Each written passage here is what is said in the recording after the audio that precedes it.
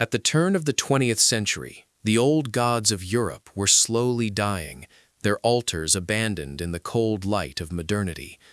In their place, a new divinity ascended the throne of human consciousness, the nation-state.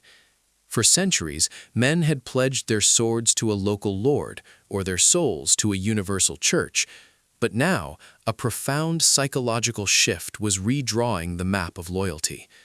Nationalism became the new secular religion, a fervent faith demanding total devotion, where the flag replaced the crucifix and the national anthem served as the new hymn.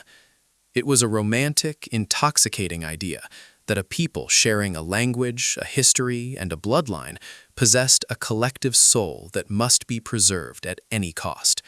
From the mist-shrouded capitals of the north to the sun-baked Mediterranean coasts, the intellectuals and poets preached this gospel of identity. They spoke of destiny and heritage, weaving myths that turned borders into sacred lines in the sand. But this new faith was jealous and exclusive. To love one's nation meant inevitably to view the neighbor with suspicion. As the 19th century waned, this collective egoism hardened, preparing the psychological ground for a conflict of unprecedented scale. In the center of the continent lay the newly forged colossus, the German Empire. Born not from parliamentary debate, but from the blood and iron policy of Otto von Bismarck, Germany was the supreme example of nationalism as a unifying force. It was a state created on the battlefield, cemented in the Hall of Mirrors at Versailles, a humiliation the French would never forgive. For the German subject, the nation was a biological organism, a young giant flexing its muscles, demanding its place in the sun. This was an aggressive, confident nationalism, fueled by rapid industrialization and a belief in Teutonic superiority. Monuments to the victory over France rose across the landscape, massive, imposing stone structures like the Völkerschlachtdenkmal, designed to dwarf the individual and glorify a collective Volk. The Kaiser, Wilhelm II, embodied this restless spirit, a monarch who wore his uniform like a second skin. Here, nationalism was not just pride, it was a mandate for expansion. The schools, the universities, and the barracks all taught the same lesson, that the German spirit was encircled by enemies, and that its preservation required absolute unity and martial readiness. West of the Rhine, the French Republic nursed a deep, festering wound. French nationalism in this era was defined by loss, specifically the loss of Alsace-Lorraine in 1871. This was the era of Revanchism, the spirit of revenge. In the Place de la Concorde in Paris, the statue representing the city of Strasbourg was perpetually draped in black crepe and funeral wreaths, a somber daily reminder of the amputation of the national body. French identity became inextricably linked to the recovery of these lost provinces. It was a nationalism of mourning and defiance. Teachers were instructed to speak of the lost territories with reverence, coloring them in black on the classroom maps to signify the void. The French soul was depicted as rational and civilized, in contrast to the perceived barbarism of the German Huns. Yet this republic was also tearing itself apart internally, most notably during the Dreyfus Affair, where nationalism turned ugly and anti-Semitic, questioning who truly belonged to France. The army was sacrosanct, the vessel of future vengeance, and to criticize it was to betray the nation itself. To the southeast, the Austro-Hungarian Empire stood as a living anachronism, a vast patchwork quilt of ethnicities held together by the aging Emperor Franz Joseph. Here, nationalism was not a glue, but a solvent. The empire contained Germans, Hungarians, Czechs, Slovaks, Poles, Ukrainians, Romanians, Croats, and Serbs, each awakening to their own distinct national consciousness. The dual monarchy was a prison of nations to the radical nationalists, who dreamed of independence and self-determination. In Vienna, the waltzes played on, but in the provinces, the grumbling of discontent grew louder. The Hungarians demanded autonomy, the Czechs demanded language rights. The very concept of nationalism was lethal to the Habsburgs. for you could not have a national Austria-Hungary without tearing the state apart. The bureaucracy tried to suppress these movements with censorship and police spies, but the idea was too powerful to jail. It was a slow-motion disintegration, where the loyalty to the ethnic group began to supersede loyalty to the crown, turning neighbors into rivals within the same imperial borders.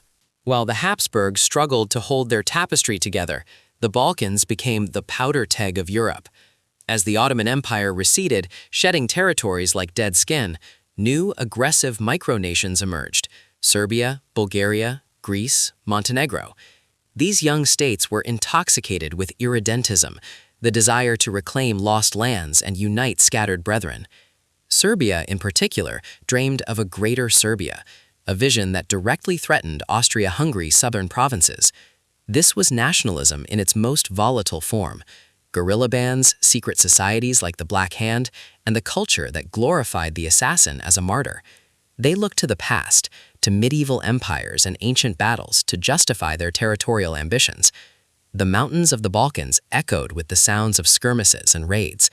It was a region where history was not a record of the past, but a blueprint for the future. The great powers watched nervously, playing a dangerous game of influence, as these small nations dragged the giants toward the precipice. In Belgrade and Sofia, the sword was sharpened daily, and peace was seen merely as a pause between wars of liberation. Looming over the Slavic struggle was the shadow of the Russian bear. Under the Romanov Tsars, Russia championed Pan-Slavism, a movement that proclaimed Russia as the protector and big brother of all Slavic peoples in Europe. This was a potent mix of religious orthodoxy and ethnic solidarity, a tool used by St. Petersburg to extend its influence into the Balkans and challenge Austrian and Ottoman power. But internally, Russia was a pressure cooker. The regime tried to enforce Russification upon its own vast multi-ethnic empire, suppressing Polish, Finnish, and Ukrainian identities in a desperate attempt to create a unified national character. It was a brutal process of banning languages and closing schools. The Tsar, Nicholas II, believed his authority came from God, but the rising tide of nationalism among his subject peoples and the revolutionary fervor of his own Russian workers threatened to wash away the foundations of the autocracy. Russia was a giant with feet of clay, using nationalism as a shield against modernity, binding its fate to the volatile politics of the Balkans in a pledge that would ultimately prove fatal. Across the Channel, the British Empire was experiencing its own strain of nationalist fever, known as jingoism. Britain sat at the zenith of its power, the sun never setting on its dominions. British nationalism was arrogant, confident, and deeply imperial. It was the belief in a civilizing mission, the white man's burden, and the absolute supremacy of the Royal Navy. The music halls of London rang with songs of glory, and the Diamond Jubilee of Queen Victoria in 1897 was a spectacle of global dominance that would never be seen again. Yet beneath the pomp, there was a growing anxiety. The rise of Germany challenged Britain's industrial and naval hegemony. The Boer War had exposed embarrassing weaknesses in the imperial armor. British nationalism began to curdle into paranoia, a fear of invasion, and a spy mania. The popular press stoked these fires, portraying every German waiter as a spy and every foreign ship as a threat. It was a defensive, prickly pride, the reaction of a hegemon realizing that its golden afternoon was fading into twilight and prepared to fight to keep the shadows at bay. The most powerful weapon in the arsenal of nationalism was not the rifle, but the blackboard. Across Europe, state-controlled education became the primary tool for indoctrination. For the first time in history, mass literacy allowed the state to reach into the mind of every child. In France, Germany, and Britain, school curricula were redesigned to forge loyal citizens. History was rewritten as a glorious narrative of national destiny, glossing over defeats and amplifying victories. Children were taught that their nation was superior, virtuous, and constantly threatened by devious neighbors. They memorized the dates of battles, the names of generals, and the lyrics of anthems. This was the nationalization of the masses. The classroom was the factory where the soldiers of the future were manufactured. Maps on the walls highlighted the natural borders or the lost territories, embedding a sense of geopolitical injustice in young minds. By the time these children reached adulthood in 1914, they had been conditioned to view war not as a horror, but as a noble necessity, a rite of passage where they could finally serve the abstract idol they had worshipped since childhood. Hand in hand with education went the militarization of society. The uniform became the most respected attire in Europe. In Germany, a civilian was often considered a second-class citizen compared to a reserve officer. Conscription was universal in most continental powers, meaning nearly every able-bodied man spent years in the barracks, learning discipline, hierarchy, and nationalism. The army was the school of the nation, melting down regional dialects and local loyalties to cast a standardized national subject. Parades were not just displays of force, they were public rituals of the state religion, where the masses cheered the instruments of their own potential destruction. The military budget ballooned, consuming national treasuries, yet to oppose it was political suicide. Arms races, particularly the naval rivalry between Britain and Germany, were cheered on by the public, who treated battleship tonnage statistics like sports scores. Society was becoming an armed camp, waiting for the signal. The values of the barracks, obedience, aggression, sacrifice, seeped into civilian life, making compromise look like weakness and diplomacy look like cowardice. This nationalistic fervor was not contained within Europe. It spilled over the oceans in a frantic race for colonies.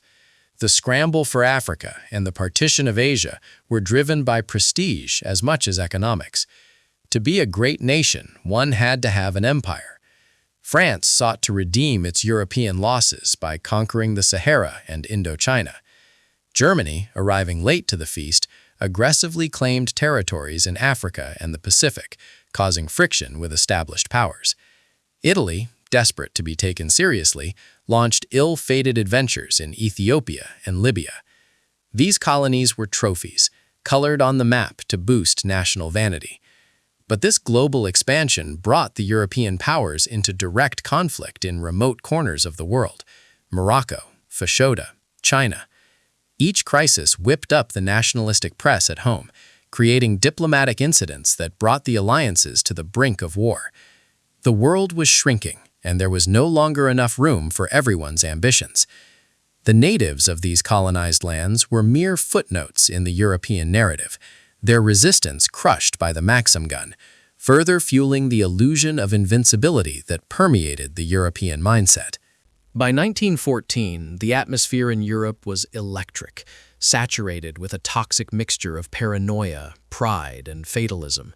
The alliance systems, Triple Entente and Triple Alliance, meant to ensure peace through a balance of power, had instead become a doomsday machine. Nationalism had rigidified these alliances. To back down in a crisis was a loss of national honor that no government could survive. The intellectuals spoke of war as a cleansing hygiene, a way to purge society of its decadence and materialism. There was a strange, suicidal longing for the conflict, a belief that the storm would break the humidity of the long peace. The politicians had lost control of the monster they had fed. In the cafes of Vienna, the beer halls of Munich, and the salons of Paris, the talk was always the same: when it comes. Not if, but when. The nations of Europe were like sleepwalkers, guided by the fervent dreams of nationalism, moving steadily toward the edge of the abyss, convinced that their fall would be a flight to glory. And so the stage was set for the catastrophe. The new religion of nationalism had done its work. It had unified states like Germany and Italy, and it was tearing apart empires like Austria-Hungary and the Ottoman. It had convinced millions of men that their lives belonged to the state, and that death for the fatherland was the highest good. It had dehumanized the enemy and glorified the struggle. All that was needed now was a spark. That spark would come in Sarajevo in June 1914, ignited by a young nationalistic fanatic. But the explosion that followed was not caused by a single bullet. It was the detonation of decades of accumulated hatred, pride, and nationalistic fervor. The world of 1914 stood at the peak of its civilization, yet it was about to commit suicide in the name of the very flags it worshipped. The era of innocence was over. The age of steel and fire had begun. Nationalism, the creator of modern Europe, would now become its executioner.